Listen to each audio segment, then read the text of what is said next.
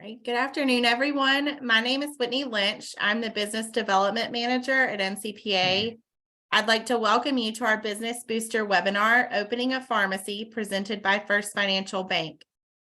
NCPA recently released 2 quick start guides to better assist those looking into pharmacy ownership. The NCPA team spoke with business experts and current owners to pull together this checklist of what you need to know and do to open a pharmacy. You can download your copy and check out other resources at www.ncpa.org/buyers. We are very thankful for First Financial Bank's support of this page and the quick guide resources. Joining me is our speaker, Drew Haggai, loan officer from First Financial Bank. Drew joined First Financial Bank's pharmacy lending team in 2012 after working at a leading research-based biopharmaceutical company. As an independent pharmacy owner himself for over 5 years, Drew enjoys coaching buyers through the details of pharmacy ownership.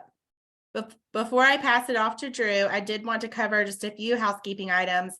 Throughout the presentation, if you have questions, please be sure to use the question feature at the bottom of the screen, or you can drop it into the chat box, and we will try to answer those as we go through. Please note that if you use the question feature, it's only visible to myself and to Drew. Now, without further ado, I will pass it over to Drew. Thanks, Whitney, and thanks to NCPA for having us and letting us put on this webinar. I think it's an interesting topic and hopefully one that you'll find interesting and enlightening and be able to have some takeaways revolving around opening a pharmacy. Opening a business can be challenging and a daunting task to begin with, but opening a pharmacy is certainly no exception. So we'll cover a lot of material today. As Whitney said, if you have questions, please feel free to raise your hand or use the chat. I would actually prefer to make sure your questions answered as we're going through it, as opposed to waiting to the end, just to make sure we cover the things that you may have questions about. And I want you guys to leave here feeling educated and more prepared as you contemplate potentially opening a new pharmacy. As Whitney said, my name is Drew Haggai. I'm a loan officer for First Financial Bank. I've been with the bank since 2012. So going into my 11th year of doing pharmacy lending, and that's the benefit of our pharmacy division. We only work on one particular industry. And so I have the privilege of getting to look at pharmacy financials and business plans and help and coach prospective pharmacy owners navigate through the ownership process. And it's very fulfilling. And I think that First Financial Bank is a great partner and has been over the last decade or so, providing funds to pharmacists buying and starting and expanding their pharmacy businesses. So my boss, Swana Flowers, is a pharmacist. She owns stores for a number of years in Arkansas. And she's very involved in our pharmacy division, obviously. And then I've owned several different types of pharmacies over the course of the last 5 to 10 years. So have personal ownership experience that helps me in my role. But today we're going to be talking mostly about financing. And I know some of you may know this, but it can be very difficult to obtain financing for an independent startup pharmacy. A lot of banks don't understand the need for capital. They will look for collateral, tangible collateral that a lot of times is not there in an independent pharmacy business. For us, this is the space that we've chose to sort of camp out in, really invest in. So hopefully we'll be a good resource for you both today and as you navigate your pharmacy ownership plans. Please feel free to reach out at any point in time. And we will get started with opening a pharmacy presentation.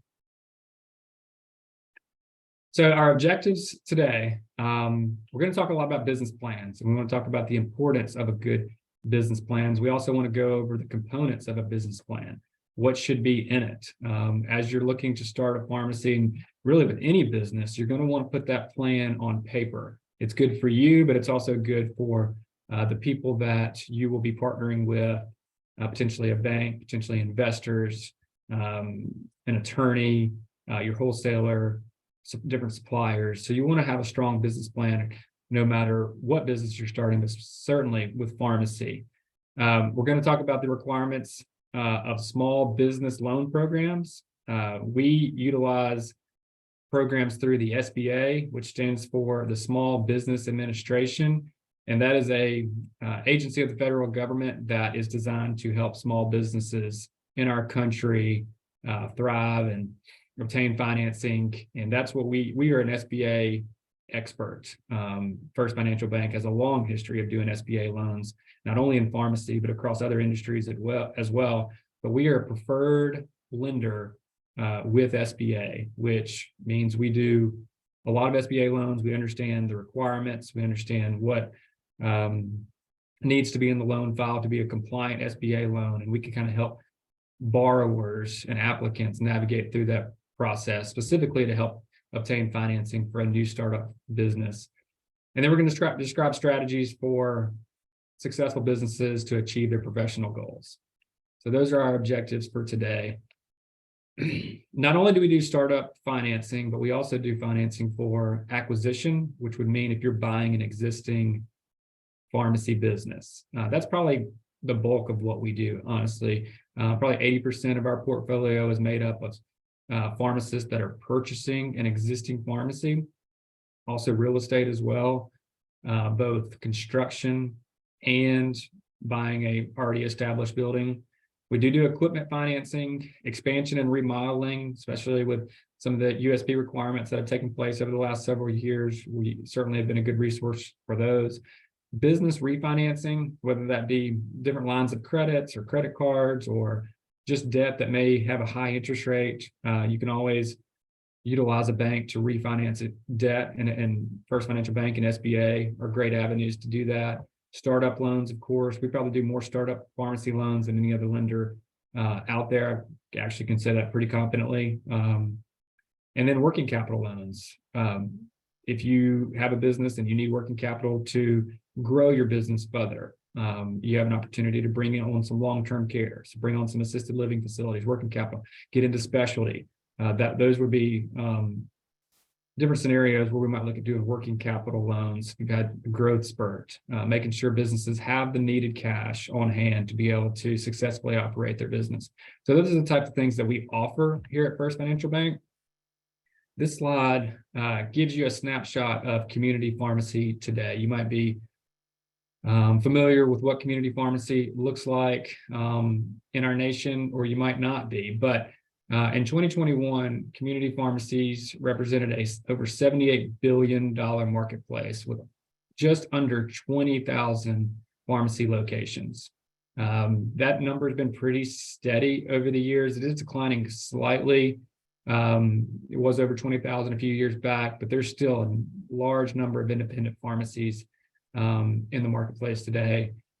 If you drill down on a per location basis, the average sales in 2021 were just over 4 million. So if you're curious, what that independently owned drugstore in your hometown does in terms of sales, average is around $4 million. Certainly we see some that do 2 million, and certainly we see some that do over 4 million, 5 million, 6 million, 20 million. There's lots of, the range is pretty wide, but on average, pharmacies in the community space are going to do around 4 million, which is up from the number in 2020. Average independent community pharmacy locations dispenses over 60,000 prescriptions, so around 200 per day, which also is an increase over the 2020 numbers. And gross profit margin on average is right around 22%. I think it was 23.3% in 2021. That represented an increase related to some of the COVID opportunities that were out there between COVID vaccines and other things that were dispensed from pharmacies and taken advantage of. But 22% is about average for a community pharmacy, what you can expect from a gross profit margin standpoint. And then 32% of independent community pharmacy owners have ownership in more than one pharmacy. So your average store owner is a multi-store owner, and each pharmacy owner averages 2.1 stores. So if you're looking to get into your first pharmacy location and become an owner, you might want to think about becoming a multi-store owner, because that is the average and the norm in our industry, where pharmacists own multiple stores. And of course, we can be a resource to help you get into additional pharmacies once you do get into your first one. So to talk more about SBA guaranteed loan programs, you might not know exactly what the SBA is, but SBA does not lend the money. The bank lends the money. So First Financial Bank, if you were to obtain a loan from us, we would actually loan the money. But SBA is going to set the guidelines for those loans and set the guidelines for the money that banks lend out if it's going to be an SBA loan. So why would we use SBA? They partner with banks to provide a guarantee of repayment of that loan. So let's just say we made you $1 million loan. We don't have a ton of collateral. That's mostly the reason why pharmacies are a great fit for SBA, because they don't have a lot of tangible collateral. They don't have a lot of dirt. They don't have a lot of real estate. If you think about your store that might lease space, and so there's no real estate, there's no, drugs, computers, shelves. That's really all there is from a collateral standpoint, which, pharmacies can have great value, but not so much from a collateral standpoint. So what the SBA provides to banks is a guarantee. So say that loan happens to go bad and the bank has $1 million loan that can't be repaid. Well, they can submit a claim to SBA and they'll pay 75% of that loan balance back to the bank as a guarantee. So rather than losing $1 million, if we did not do an SBA loan, we would only lose $250,000 because we got $750,000 from the Small Business Administration. So it gives banks an incentive. They're basically going to lose less potentially with doing an SBA loan. So that's what kind of spurs banks on, and that's what the Small Business Administration wants, is banks to be more aggressive in lending to help small business and the economy as a whole. And again, I said we're a PLP, preferred lender participant. If you're getting an SBA loan, I would highly advise you to work with a PLP lender. That means they can process it entirely in-house, as opposed to sending it off to SBA to make the determining decision. A PLP lender can make that decision within the bank, that credit decision of, do we want to approve this loan or do we want to deny this loan? All that is on the lender as opposed to sending it to SBA. Process is usually a lot faster as well. So size standards for independent pharmacy. I cover this. Of course, if you're doing a startup, you are a small business because you have no sales, you have no employees, you're about as small as they come. But just so you'll have this information, SBA only lends businesses to small businesses. So they don't lend money to medium-sized businesses or large businesses. But how do you determine if this business is deemed a small business by SBA? Well, you look at gross sales, and the size standard for pharmacies and drugstores totals $30 million. So as long as your pharmacy business that you're wanting to purchase, or if you own a store and your pharmacy does less than 30 million in sales, you are deemed a small business by the SBA. So what did we say the average sales for a pharmacy location was? It was right around $4 million. So 95% of the time, probably more than that, a pharmacy is going to qualify for an SBA loan, unless they're heavy into specialty or long-term care and have large volume. More than likely, you'll be able to obtain an SBA loan if you're a pharmacy business owner. So where are you today? What is your situation? What does your resume look like? Where is your head at in terms of pharmacy ownership? Have you had independent pharmacy experience? Or are you just thinking about getting into an independent pharmacy? Are you thinking about starting a pharmacy? Ask yourself these questions. What have you done to prepare yourself for that next step? If you're going to try to attract a team to join you, whether it be a bank, an attorney, accountant, on this new venture, how are you going to give them confidence that you prepared yourself for success with this new venture? Have you completed any courses? Have you attended any workshops on pharmacy ownership? NCPA has lots of courses and resources, and they even have a full-on ownership workshop, almost like a boot camp that's over a weekend, where you can go and learn a ton of information about how to be successful as a pharmacy owner.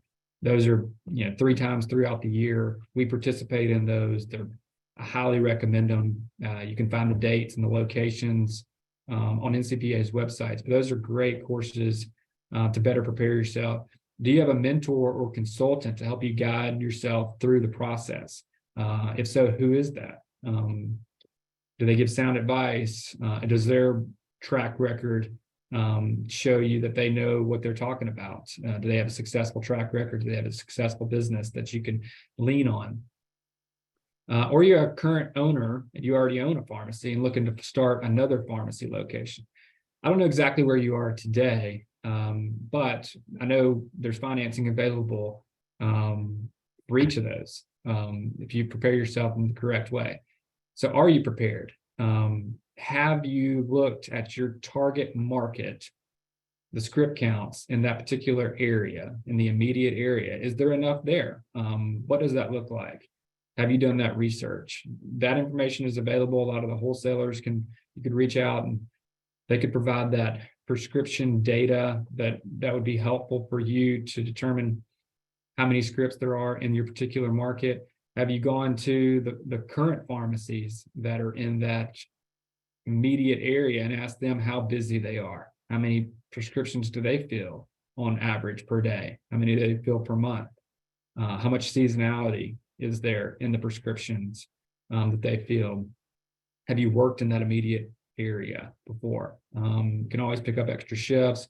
You can always, if you know somebody that works in that area, ask them about their experience of patients and payers, what doctors are writing a lot in the area, what are the busy clinics, what's the population and demographic trends of the area? Is it a growing city? Where's the city moving to? Is it a dying city? Are the prescribers leaving? How many prescribers are there? All that information is very important. Then what's the payer breakdown? I mentioned that a little earlier, but really trying to understand who your payers are and what the access is like for those payers. And then what is your plan? Do you have a plan? I get to talk with prospective pharmacy owners all the time, every day. And sometimes I talk to an interview, I say interview, but just have a conversation with somebody that wants to start their own pharmacy. Sometimes I hear plans very clearly. It's very apparent why they want to start their own pharmacy. They seem to know exactly what they want to do, where they want to be. And then also hear pharmacists that are they haven't really developed their plan all the way. And it's really hard to understand. Now, tell me again why you want to start your own pharmacy. Why does this particular market need another independent pharmacy? There's already 3 there. Why do they need a 4th?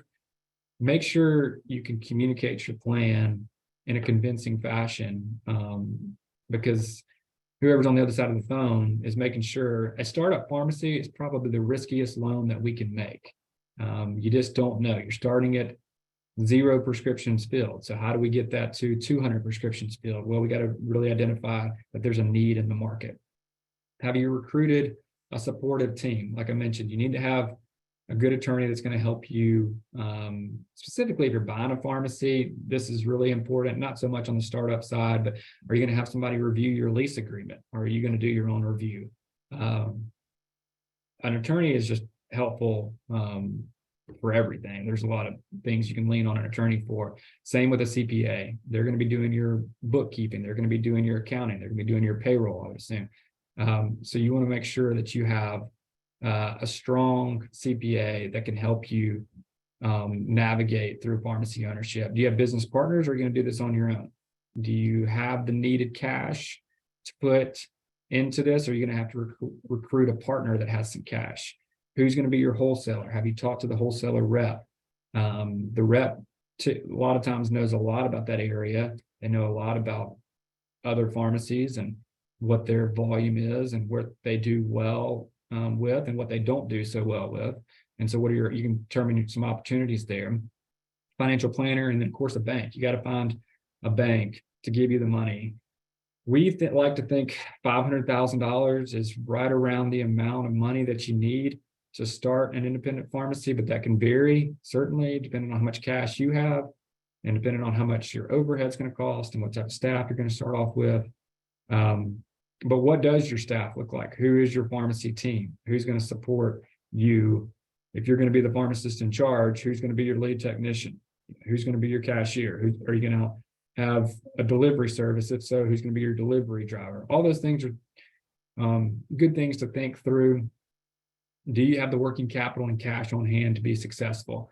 You're not going to be able to obtain an SBA loan or really any financing loan without putting some cash into it yourself. It's not 100% financing where the bank puts in all the money. You got to have, we like to see at least 10%, and that is an SBA requirement for all startup pharmacy loan request. We want to see at least 10% put in by the applicant. So have you saved that money? Do you have it on hand? We don't want you to borrow that money. We want you to have that money saved up. So do you have that available? If not, do you have a business partner that would have that available? Do you have the right location? And be able to tell why it's the right location. Do you have a drive-through? That added convenience of a drive-through, in my opinion, is very important. You know, a lot of stores can make it be in the middle unit of a strip center, but your competition is going to have an advantage over you if you don't have that drive-through. If you don't have a drive-through, are you going to do curbside delivery? Or are you going to do the home delivery? I would definitely think about adding those things in if you're going to not have the ability to have a drive-through. But really spending a lot of time on location. It's expensive to move into a spot. You don't want to do it twice. You want to find the right location on the front end. So really doing your homework and making sure you're putting your pharmacy in the right place is very important. So why do you need a business plan? Why can't you start your own business without a business plan? I just don't think it's a very good idea. I think you need to have a business plan. I think it's helpful for the people that you're trying to recruit to be on your team, but I think it's also helpful for you as a potential owner and to help you test the feasibility of your idea. Does it make sense on paper?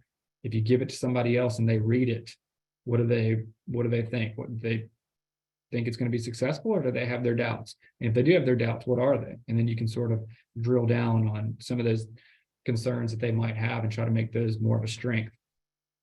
It gives you something to hand to somebody to communicate your mission and vision. It's an easy, you can send it over email. Here's my plan. You know, can you read it? And then can we set up a time to talk through it? It also shows a level of preparedness that you've really taken the time to put your ideas on paper and to make it look nice and neat and presentable. And it's a good asset for you as you're getting started. It helps you understand your target market. It helps you examine the competition. I'm going to want to know who your biggest competitors are if you're coming to First Financial Bank to get a loan. So who is your competition? Is it chain? Is it independent? Who's the busiest independent pharmacy in your target market? What do they do well? What do they not do well? It also gives you a chance to put down financial projections and also determine your financial needs. How much working capital do you need? If I ask you that question, what kind of response would you give me? If you haven't done any homework on it, then you probably won't give me a very educated response. So you want to make sure that you really thought through it, use the resources that are out there via the web, via different workshops to determine your specific financial need, because every plan has a different financial need, and you want to make sure you work through that for yours. You outline your financial projections, timelines, when do you want to get open, identify your team, your organizational structure, what kind of business entity are you going to create? Is it an LLC? Is it a corporation?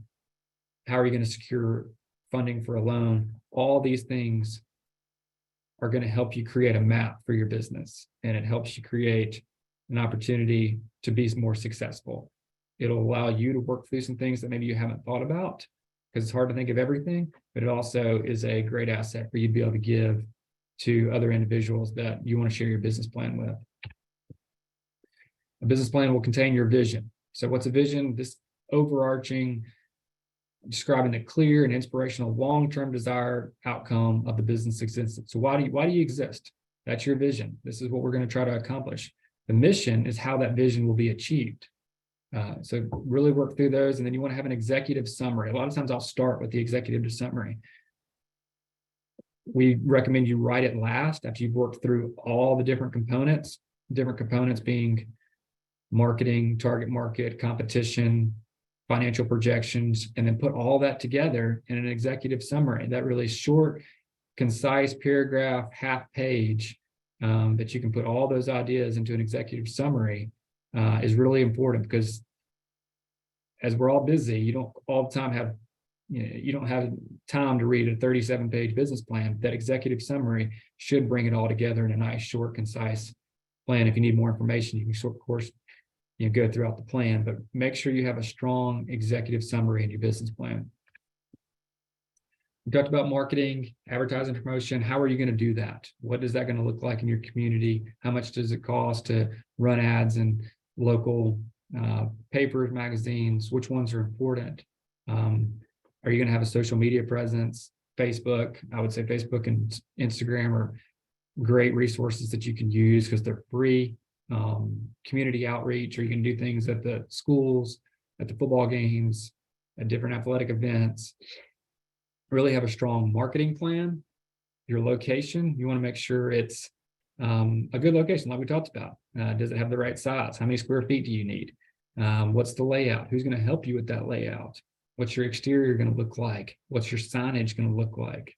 Do you have a good logo? Who's going to do that for you? What do you think your gross revenues could, how busy do you think this pharmacy could get at this location? How is the ingress and egress getting into your pharmacy? And then how are you going to be different? And how are you going to be different from your competition? Those are all things that a good business plan will encompass. You also want to include a copy of your resume. Anybody that wants to learn a little bit more about where you went to school, what your education is, where you've worked, a resume is a great item to include in a business plan. If you have a copy of the lease, hopefully it's not a signed copy of the lease. Sometimes people will call me and say, I want to start my own pharmacy. I just signed my lease. I don't recommend you signing a lease until you've obtained financing. So you want to get a copy of the lease of what it would look like, what your monthly rent would be, what the other expenses are in that lease, what's the length of the term. But you don't want to sign a lease until you've obtained financing. You don't want to commit yourself until you have the funds necessary to make it happen. Plans and bids for renovation, construction costs are expensive. They've really increased in cost over the last several years post-COVID with supply chain issues. And so what is a construction and a build out going to cost you for this particular space? You need to know that information. Pictures, business plans need to include pictures of what the interior is going to look like, exterior. If you have renderings of what the space is going to be built out like, that's always helpful. If you can include a printout of a credit report, that would be great. That way we sort of have an idea of what your credit looks like. You can get a lot of free credit reports online. Personal financial statement. Learn what a personal financial statement is. That is what your financial picture looks like. It has all your assets, which would be cash and 401k and retirement and your house and automobiles, any asset that you own. Also has the liabilities, any debts, credit cards, mortgages, car notes, student loans. We want to put that on paper just so you can show a banker that you have the necessary cash to put into it. And credit card debt and your credit score is very important. Make sure student loans are okay. I know a lot of people ask about student loans. Pharmacy school is expensive. We certainly understand that. But credit card debt, we want to make sure that you don't have, we don't like to see anything more than $10,000 unless there's a specific reason in credit card debt. Of course, there's always can be stories, but try to keep that below 10,000, 5,000 if you can, and then make sure that credit score hopefully is above 700, 720. We consider those strong credit scores if you're 700 above. And then the bank will provide the loan applications, and of course those will be included as well if you are to the point where you're ready to apply for financing. We talked about the importance of a team. You need to have a banker that understands the pharmacy industry and business model. I don't just say that because I am a banker, but you can call the local bank, and I always encourage everybody to start local if you can. But unfortunately, that's a lot of times just a dead end road to get financing for a startup pharmacy. It's just not something the local bank is overly comfortable with. So a banker that understands pharmacy is number one, so you can have the money to start your business. Are you going to use a consultant? It's a great idea to be able to have somebody that you can rely on that helps you get started, a strong accountant and a strong lawyer. We talked about those. So these are places that we recommend you looking and talking to and starting relationships with to determine whether or not this is a good idea, and also determine whether or not there's opportunities in your market. You may want to start your own pharmacy, and that may be your dream, but you may talk to a wholesale account rep, somebody that works for one of the wholesalers, and say, hey, it's a good idea to start a pharmacy, but also this owner over here, he's ready to retire and he's looking for somebody to purchase his existing business, and that may be a better opportunity for you. So really get to know those wholesaler account reps, transition teams, same thing. They don't have quite as much as a local knowledge, but they can help you go through the needed steps to start your pharmacy. And a lot of times those services are free. State association, buying group reps, also good resources. Get your name out, visit local independents. If you are looking to buy a store, certainly drop in and introduce yourself and say, if you're ever looking to sell, I'd love a shot to, talk to you about that when the time comes. Struggling, aging independents. These are pharmacies that what is going to be their exit strategy? They may be looking to get out, and they may want to owner finance. We a lot of times can't loan money to a pharmacy that's really struggling because we put a lot of emphasis on the business. But that owner may say, look, I just need you to take this over. I'll sell it to you for X amount of dollars, and you can pay me each month. Do an owner financing type deal. That could be a good opportunity for you. But word of mouth and relationships is where opportunities are going to spring up from. So the more people you know, the more people you network with, that's going to be beneficial to you down the road. So that's the end of the presentation. These are our pharmacy team. I mentioned Twan Flowers. She is a PharmD. She's the managing director of our pharmacy lending division. And then there's my picture. There's a good way to get in touch with me. My email is there. You can also go to our website at ffb1.com. You can find all our contact information there. And depending on where you're located, there's 2 loan officers in our pharmacy lending space, myself, and then my colleague, Bo Garman, and we're geographically divided up by territories. And so just depending on what state you're in would be who you would work with from a loan officer standpoint. Bo and I were hired right around the same time. Bo did a webinar last month, 2 months ago, on buying a pharmacy. So he's an industry expert as well, and we'd love to help you any way that we can. So feel free to reach out, and happy to answer any questions that you may have now or in the future. Whitney, you there? I'm here. There's one question, or there's a couple questions in the question and answer box. Can you see those, Drew? All right. So Matt asks, what DTI ratio range, so DTI is debt to income ratio range, would a bank be looking for to feel comfortable with lending? So we don't have, so that's a ratio that a lot of conventional or mortgage lenders would look at. And we don't have any hard and fast ratio ranges that we're comfortable with from a debt to income standpoint.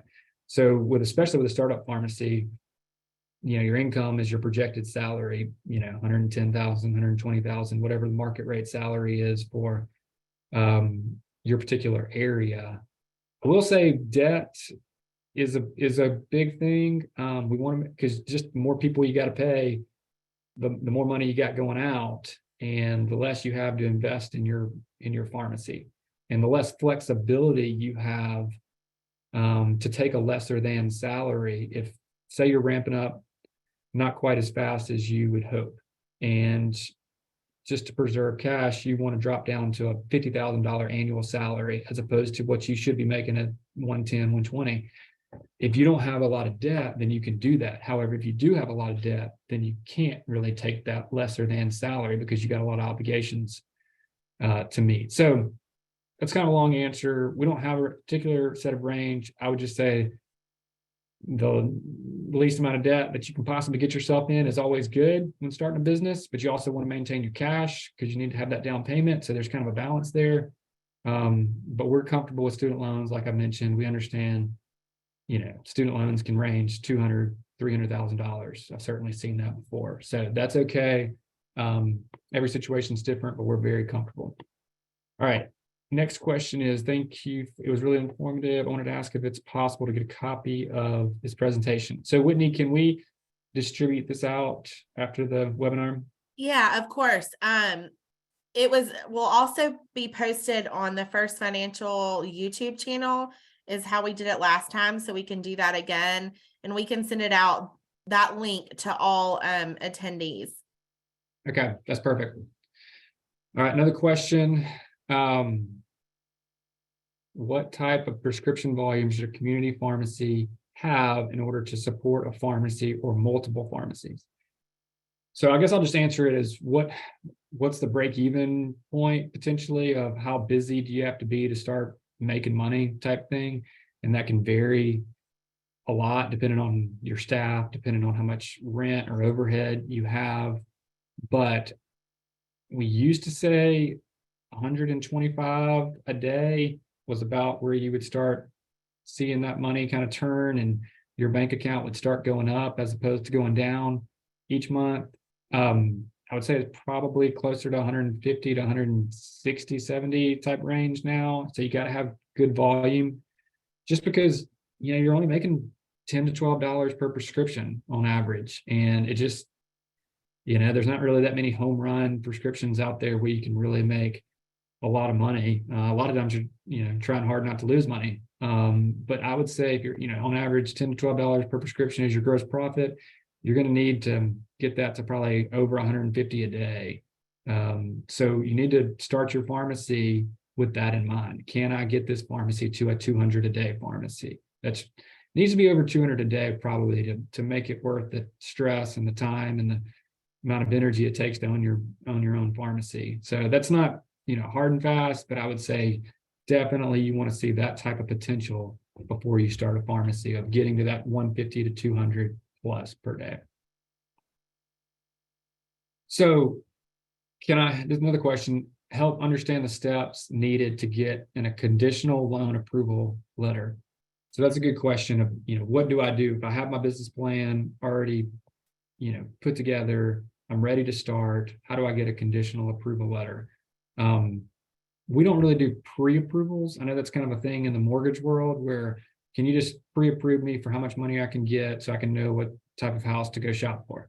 We don't really do that. So it's very business specific. So when we give you an approval, it's a real approval for a real specific task, which would be starting a pharmacy in this case.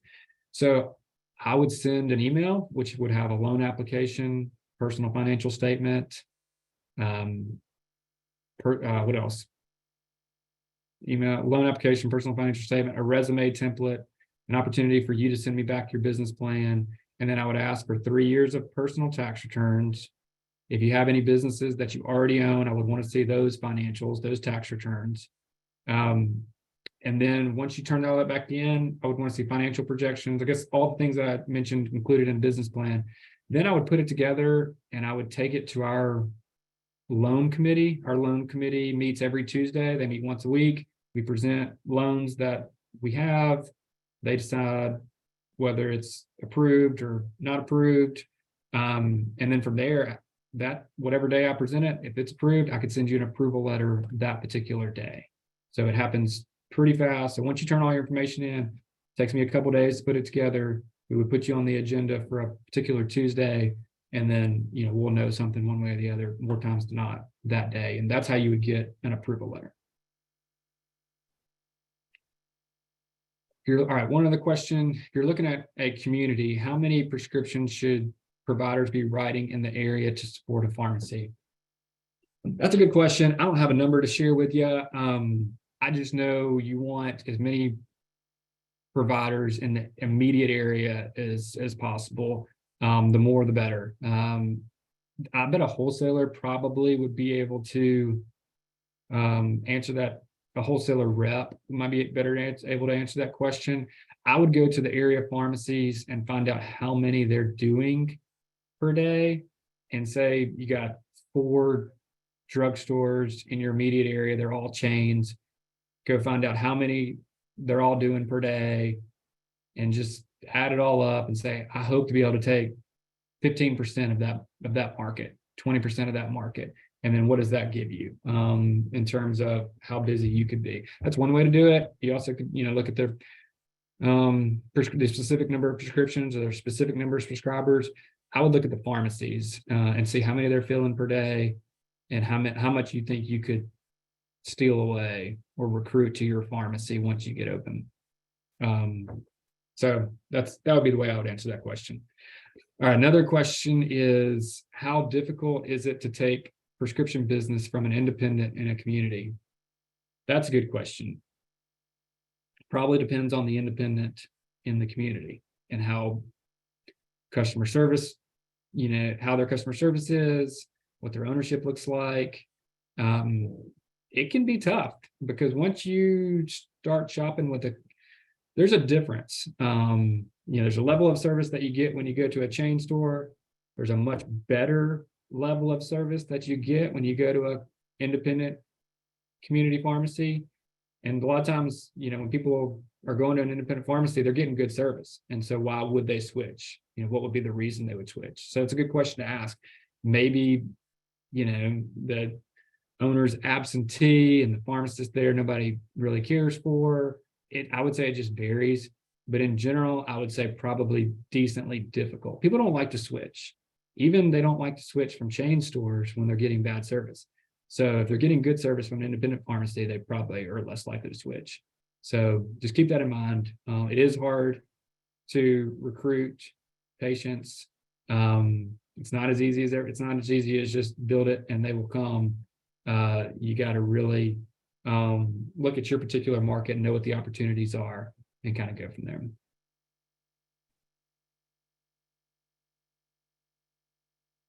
think that's the end of the questions. I just want to thank everyone for joining us, and thank you to Drew for such a great presentation. Also a big thank you to First Financial Bank for your insights and sponsorship of the NCPA's Opening a Pharmacy Quick Guide. You can download your copy at www.ncpa.org/buyers.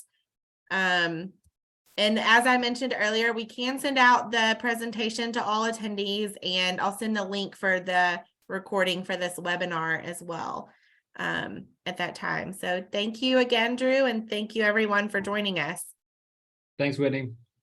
Bye.